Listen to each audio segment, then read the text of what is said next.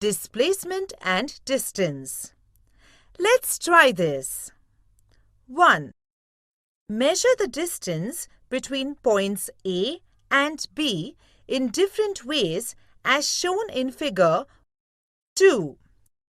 Now measure the distance along the dotted line. Which distance is correct according to you and why? Think about it. A. Sheetal first went to her friend Sangeeta's house on her way to school. B.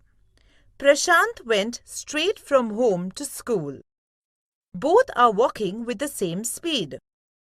Who will take less time to reach the school and why? In the above example, is there a difference between the actual distance and the distance travelled? What is it?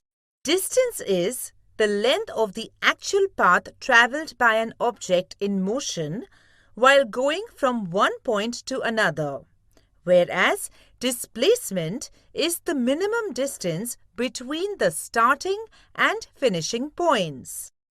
Use your brain power. 1. Every morning, Swarali walks round the edge of a circular field having a radius of 100 meters.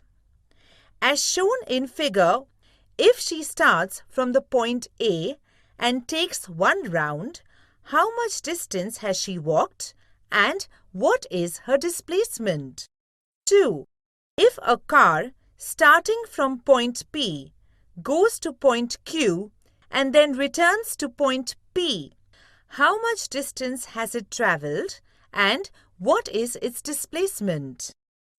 Even if the displacement of an object is 0, the actual distance traversed by it may not be 0.